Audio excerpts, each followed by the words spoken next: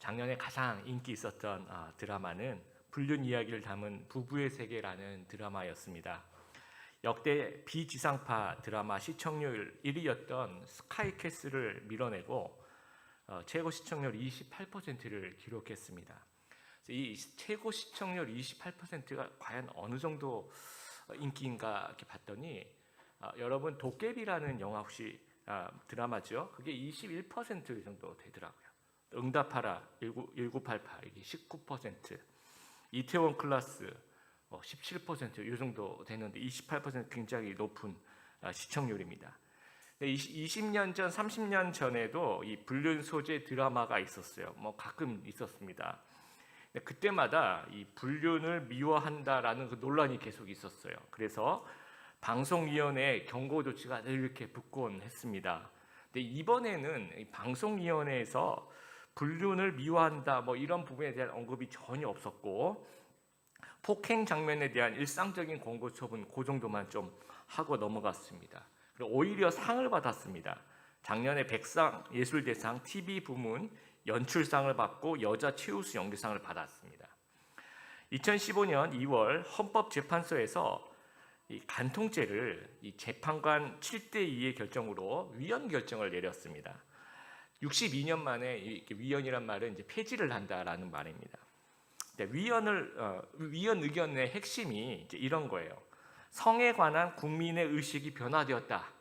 또 성과 사랑은 형벌로 통제할 상황이 아닌 개인에게 맡겨야 할 문제다라고 이야기를 하고 있습니다. 그러니까 사람들의 인식이 바뀌고 있다라는 거예요. 더 큰 성인이 서로 합의하에 진행된 성관계가 이게 무슨 죄가 되느냐라고 생각을 한다라는 겁니다. 그래서 오늘날의 이 성이라는 것이 수면 아래에 있다가 수면 위로 좀 당당하게 나오고 있다는 인상을 많이 받습니다. 이런 태도는 하나님 없는 이방인의 전형적인 생활 방식입니다. 내가 내 몸의 주인이다라는 거예요. 이 성적 자기결정권이라고 얘기를 하죠. 내 몸이다. 그리고 내 마음이다. 내가 주인이다. 나는 내가 원하는 대로 산다. 이렇게 생각을 하는 겁니다. 여호와 하나님이 이스라엘 백성을 출애굽시키신 후에 시내산 율법을 주시면서 이 출애굽기와 민수기 읽어보면 굉장히 많이 나오는 그 단락 구절이 이런 것이 있어요.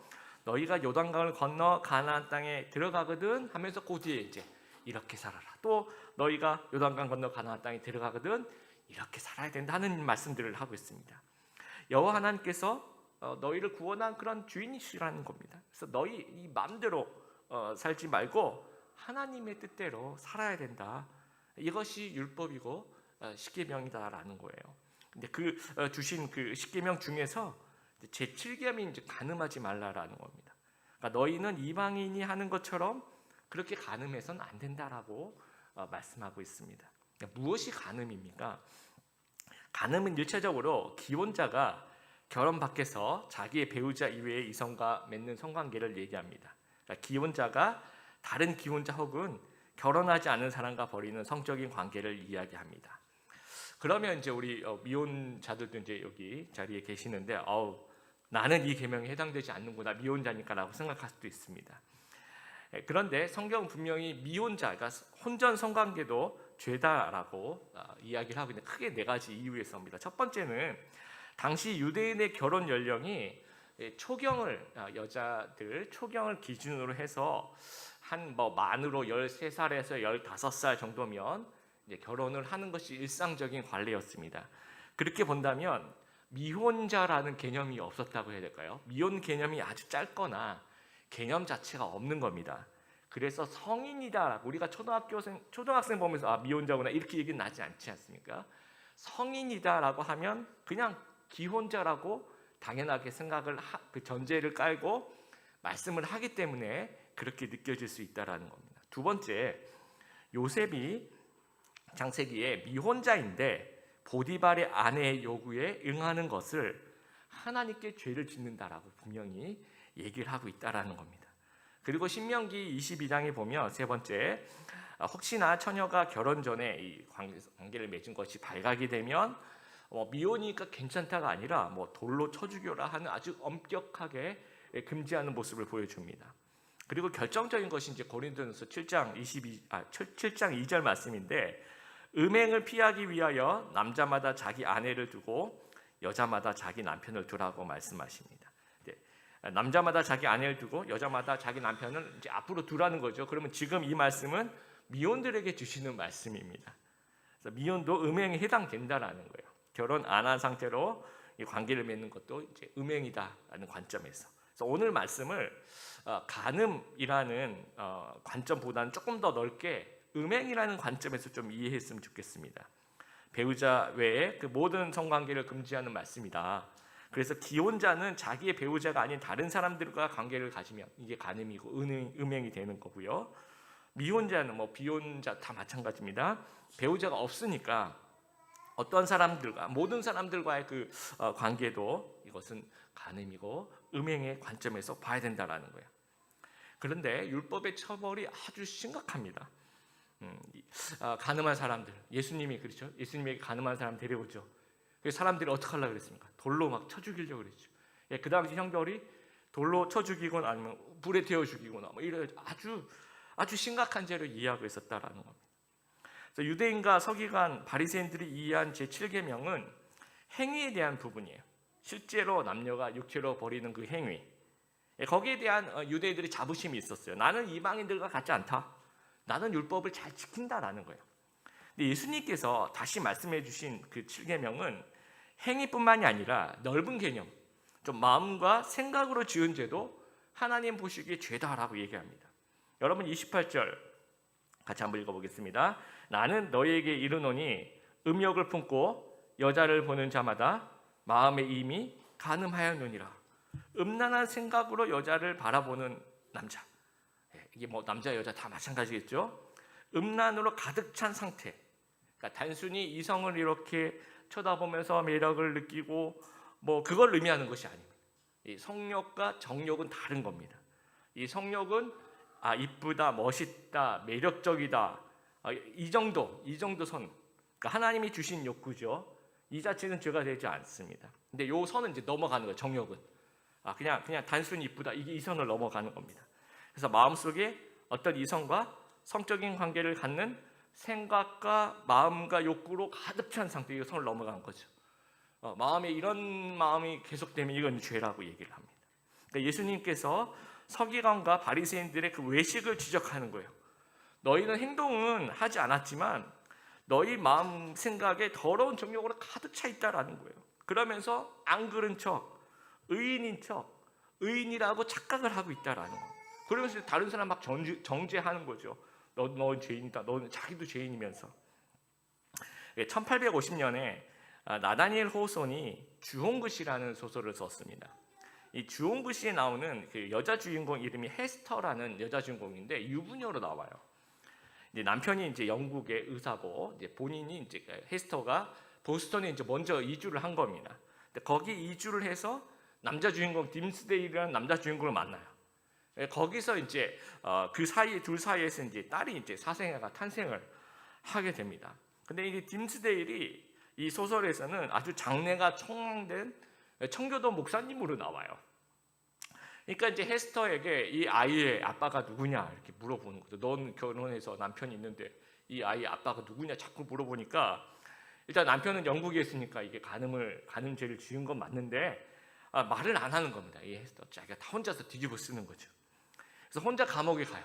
그리고 이제 출소한 이후에 사람들이 이 가슴에다가 이 간음이라는 영어 단어 adultery라고 해서 그 알파벳 A를 이렇게 빨갛게 이 수를 놓아서 이렇게 가슴에 붙입니다. 천을.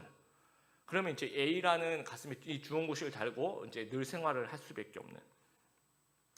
근데 이 어떤 17세기 그 배경이 되는 뉴잉글랜드 이 보스턴의 그 청교도 사회를 이 작가는 이 부분을 보면서 좀 위선적인 그 종교 행위자들을 좀 비판하고 싶었던 것 같아요. 이 소설을 통해서. 그러니까 너희가 또 자기 자신도 포함하겠죠. 우리가 딤스데일 같은 사람 아닌가라는 거죠. 똑같이 이 여자 주인공하고 죄를 지어놓고 여자 주인공만 이제 죄인이 된 거예요. 그러니까 나는 아닌 것처럼 전혀 정말 상관없는 것처럼 아주 외식하면서 일상생활하고 종교생활하는 그런 모습이 우리의 모습이 아니냐. 우리가 다 딤스데일 같은 그런 사람 아닌가라는 메시지들을 이 소설을 통해서 또 주고 있다라고 생각합니다. 미국에서 조사를 해봤더니 인터넷으로 그 포르노를 가장 많이 보는 지역이 놀랍게도 이 남부의 그 바이블 벨트라고 얘기하는 소위 그 보수적인 기독교인들이 많이 사는 그런 지역이더래요. 그런데 일요일 오전이 되면 그 접속량이 상당히 줄어든대요. 그리고 오후에 다시 늘어나더래요.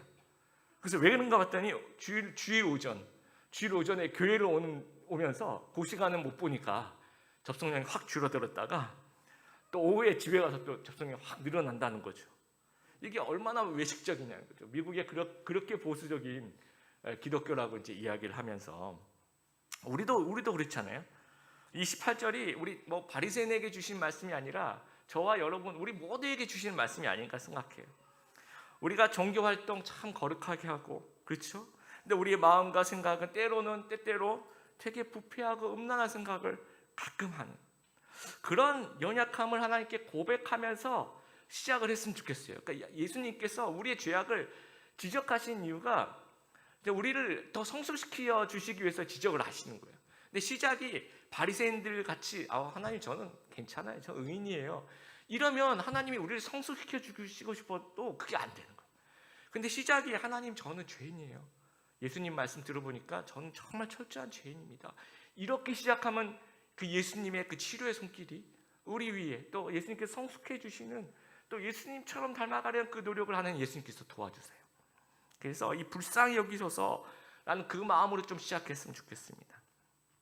예수님의 해결책이 굉장히 과격합니다. 29절 만일 내 오른손이 너를 실족하게 하거든 빼어내 버리라. 오른 눈이 내 백체 중 하나 없어지고 온몸이 지옥에 던져지지 않는 것이 유익하다. 또 30절 내 오른손이 너를 실족해 하거든 찍어내 버리라. 굉장히 과격합니다. 실제로 이 말씀을 이제 듣고 실천에 옮긴 사람이 있었어요. 이 3세기에 오리겐이라고 하는 아주 초대교 아주 유명한 교부, 그러니까 뭐 기독교 지도자를 그 당시에 교부라고 얘기를 했습니다. 근데 이미 마태복음의 말씀대로 해야 되겠다 싶어서 자기에게 좀 약한 부분이라 생각했던 부분이라고 생각했는지 모르겠지만 하여튼 거세를 자기 스스로 했어요. 그랬더니 그 제자들이 이 모습이 좀 좋아 보였던 것 같아요. 그래서 우리 스승님 따라서 우리도 뭐 손이나 발이나 뭐 어디든지 한번 이 말씀대로 찍어내 버리자. 그래서 가끔씩 그걸 따라하는 사람들이 있었다라는 거예요. 그래서 AD 325년에 니케아 종교회의에서 신체 절단 관행을 좀 금지시켜요. 이건 이런 뜻이 아니다 하면서 공식적으로 금지시키는 경우까지 나갑니다. 자, 여러분 그러면 우리 오른 눈을 이렇게 빼버리고 오른손을 이렇게 찍어버려야 될까요? 우리 다음 주에 예배 오실 때 다들 이렇게 안대 하나씩 하고 이렇게 하고 와야 되는 그 말씀인가라는 거죠. 이 과장법입니다. 문학적으로 왜 과장법이냐면 레위기 19장에 보면 종교 행위를 위해서 다른 그 이방 종교죠. 종교 행위를 위해서 신체에 상처를 내는 그러한 이방인의 풍속이 있는데 그거 하지 말라고 분명하게 얘기를 하고 있어요. 그러니까 예수님께서 실제적으로 신체를 이렇게 절단하고 이런 거 별로 안 좋아하신다는 거예요. 하나님께서 이거 이방인 풍속이니까 하지 말라고 하신 거죠. 그리고 이 예수님께서 이 마태복음에 가끔 쓰시는 이 관용적인 문학적인 표현들이에요, 여러분. 나중에 또 이제 뭐 마태복음 18장 가면 또 너희 백체 중에 하나 뭐 발이 그럼 발을 찍어버리고 뭐 어린아이 하나라도 실족해 하면 연자맷돌을 목에 달아서 바다에 빠뜨리고 그거 기억나시죠? 그러면 진짜 실제로 그렇게 하라는 얘기가 아니라 그만큼 심각하니까 조심하라고 하는 그런 과장법이라는 겁니다. 그래서 이제 왼쪽 눈, 왼쪽 손 이렇게 얘기하지 않고 오른 눈, 오른손이라고 얘기하죠. 오른쪽 이 당시 사람들이 왼쪽보다 오른쪽에 굉장히 권위를 주는 겁니다. 이 당시 문화가 그렇습니다. 아주 중요한 것을 상징하는 거죠. 그래서 오른쪽 눈, 되게 소중하죠. 오른쪽 손 굉장히 소중합니다.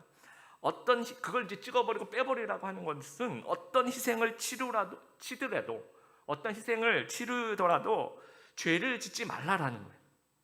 그래서 우리가 강력하게 그 음행 또 간음이라는 죄 또 그 죄의 루트가 되는 것에 브레이크를 걸어라는 겁니다. 여러분 우리가 자동차나 또 자전거를 탈 때 이 추진하는 기관이 있어요. 엑셀을 밟으면 앞으로 차가 쫙 나갑니다. 페달 자전거 페달을 막 밟으면 이게 추진하죠. 근데 이 추진 기관만 있으면 큰 사고가 납니다.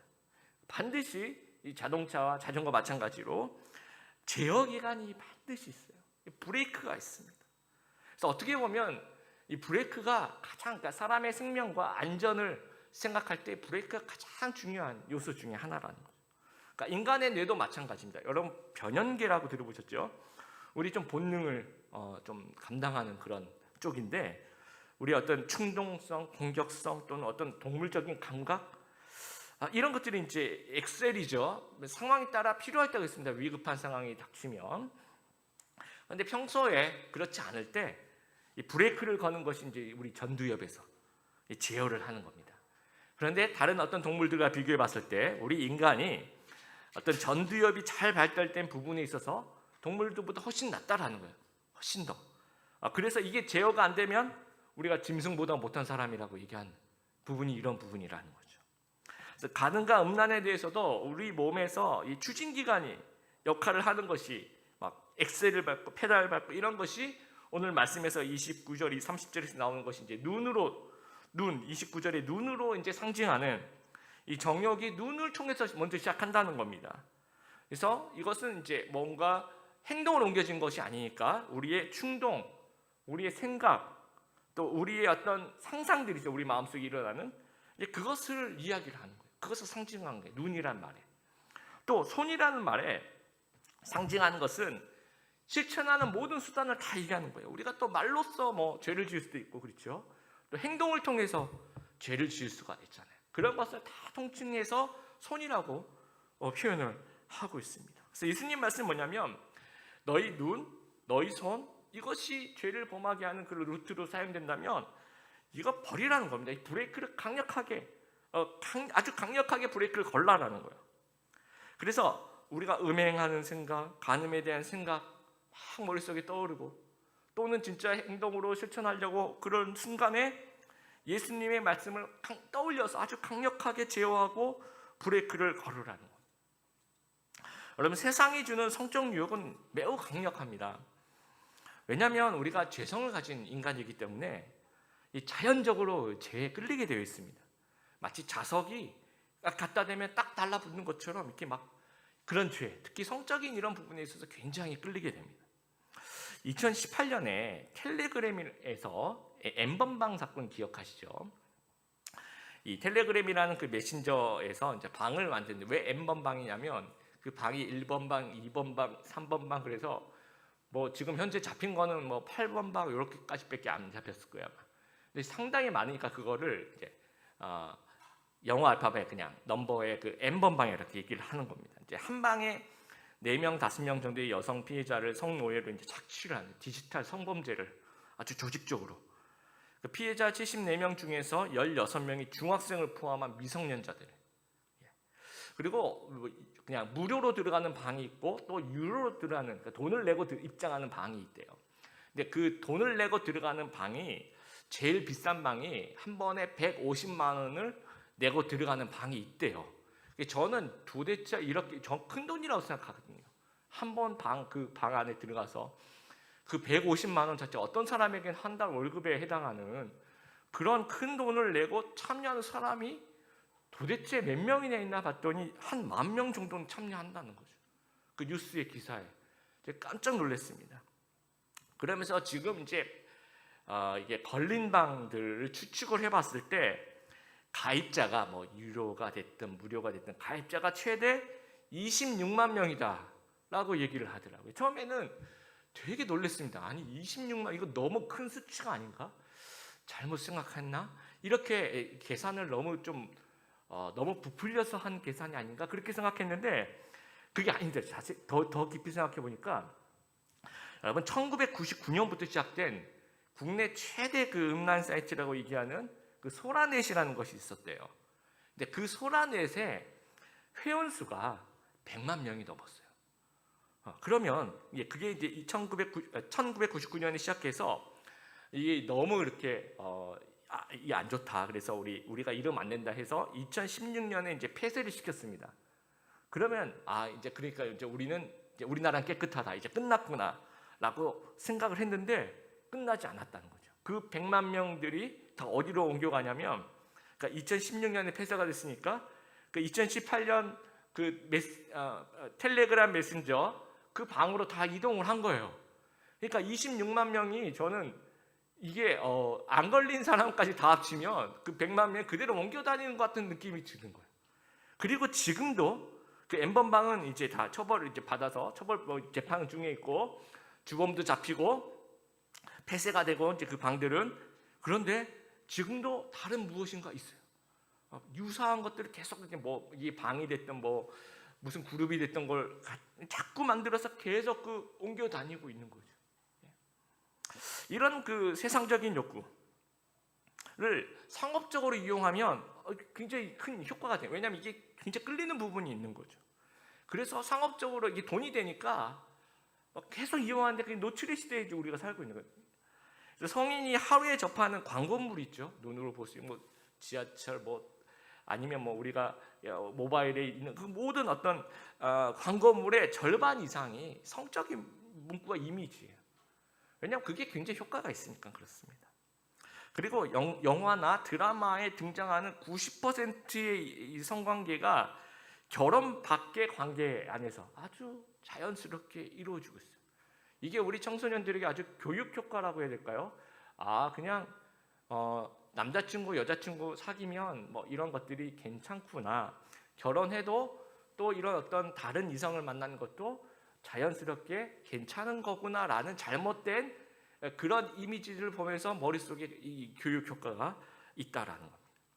그래서 이제 대한민국에 러브 호텔을 지어 이게 돈이 되니까 그 러브 호텔이 한 3만 개 정도 있다고 합니다. 근데 투숙객의 70%가 결혼하신 분들 부인하고 남편이 가는 게 아니라 그 외 어떤 결혼 밖의 관계들이 70%. 그래서 이제 그걸 계산해 봤대요. 러브 호텔이 3만 개인데 70%가 그런 어떤 결혼 밖의 관계고, 그러면 이제 대시일 얼마나 차고 뭐 그런 걸 다 누가 또 계산했대. 그랬더니 이제 우리나라 성인 인구의 25%가 이제 그런 관계들 속에 있다라는 그 수학적인 산술적인 계산을 한 겁니다. 근데 25% 여러분 감으로 어떻습니까? 우리나라 성인 중에 그런 어떤 결혼 밖의 성적인 관계들을 하나님 보시기에 죄를 짓는 그런 인구들이 25%보다 훨씬 더 많다고 생각하십니까? 아니면 어떻게 생각하십니까? 세상이 주는 유혹은 아주 노골적으로 강합니다. 그러면 성도는 어떻게 해야 될까? 오늘 이 말씀 그렇게 강하니까 네 오른 눈을 이렇게 빼버릴 정도로, 너의 오른손을 찍어내 버릴 정도로 그렇게 강하게 브레이크를 걸으라는 거예요. 다윗과 욥의 어떤 비교를 좀 해보면, 그래서 봤다는 얘기예요. 그 어떤 다윗이 밧세바를. 근데 보고 봤으면 이 눈을 이러면 안 되지 하면서 이 눈을 빼버리는 마음, 그런 브레이크를 걸어야 되는데 브레이크를 걸지 않고 엑셀을 밟아버립니다. 쟤를 궁으로 데려오라고 신하들한테 시켜서 그 여자를 궁으로 데려옵니다. 그러니까 이제 이 다윗의 마음속에 내가 정말 이 눈을 빼버리는 또는 이 오른손을 찍어내 버릴 정도로 나는 그렇게 살 거야라고 마음을 준비하는 그 시점은 그 마음의 준비 상태가 안 돼 있었던 거죠. 그래서 브레이크를 걸어야 되는 시점에 엑셀을 이제 밟아버린 거예요. 근데 욥은 욥기 31장 1절 우리 주일 설교 노트에 있으면 같이 한번 읽어보겠습니다. 시작. 내가 내 눈과 약속했는데 어찌 처녀를 주목하겠나. 이 두 가지 단어에 우리가 좀 한번 생각해 보게. 첫 번째, 주목한다는 말. 다윗이 밧세바를 주목했죠, 그렇죠? 네, 근데 욥은 나는 눈에 보이는 것에 빠져들지 않겠다는. 우리도 마찬가지. 우리 지나가면서 이 광고물들 뭘 보더라도 굉장히 많이 눈에 들어오죠. 그거는 우리가 의도하지 않은 그냥 지켜봄이 될 수도 있습니다. 그냥 눈에 들어오는 거니까. 그런데 우리가 주목하지 않을 수는 있는 거잖아요. 그렇죠? 근데 욥은 그런 마음을 먹었다는 거예요. 나는 주목하지 않을 거다. 그리고 약속했다라는 말, 정말 중요한 말입니다. 이미 욥은 브레이크를 내가 걸겠다고 마음을 먹은 상태에 있는 겁니다. 경계태세를 늘 강화한 상태로 그 믿음에 영적으로 깨어 있었던 사람이라는 거예요. 그래서 우리도 그 의인 욥처럼 이 음란한 앞에서 이 브레이크를 걸겠다고 사전에 약속을 하고 사전에 마음을 좀 굳게 먹을 수 있는 저희들이 좀 되었으면 좋겠습니다. 그래서 우리가 눈으로 유혹하는 것들이 굉장히 많죠. 요즘에 음란 사이트도 있고 모바일에 나오는 화보라든지 웹툰이라든지 영상 중에서 굉장히 그 중에서 좀 자극적이고 그 중에서 뭔가 좀 좋지 않은, 우리의 영적으로 좋지 않은 것들을 제공하는, 또 우리가 가만히 있어도 막 머릿속에 상상이 되는 그런 올바르지 않은 그런 상상들에 대해서 브레이크를 거는 거예요. 이 눈을 빼버리는 그런 마음으로, 손을 찍어내버리는 그런 마음으로 브레이크를 거는 겁니다. 그리고 우리 크리스찬이 정말 해서는 안 되는, 또 정말 그런 행동으로 옮겨지는, 뭐 음담뱃을 한다든지 성추행을 한다든지 성매매를 한다든지 간음을 한다든지 혼전 성관계를 한다든지 이런 어떤 상황이 됐을 때 그것을 좀 스톱할 수 있는, 멈출 수 있는, 요셉과 같이 아니다 이건 죄를 짓는 거라고 도망칠 수 있는 그런 저희들이 좀 되었으면 좋겠습니다. 그리고 우리 간음하지 말라는 이 명령, 부정 명령, 뭐 하지 말라는, 이걸 긍정 명령으로 바꾸면 가정을 사랑하고 아끼라는 명령으로 저는 바꿀 수 있다라고 생각합니다. 하나님께서 이 가정을 주신 거, 또 우리 일부 예배에 우리 많은 결혼하신 우리 부부들이 참여하고 있는데, 부부의 금슬이 좋아야지 하나님께서 그 가정을 축복하시면서 이 거룩이라는 것이 이제 기초로, 가정이 그 거룩의 기초가 됩니다. 그래서 여러분 정말 이거 하나님 주신, 이거 사명이 하나님의 사역 따로 없습니다. 여러분 부부 간의 금술을 잘 만드는 거, 이게 이제 하나님이 주신 사명이라 생각하고 그 안에서 거룩을 좀 지켜나갈 수 있는 성도들 되었으면 좋겠습니다.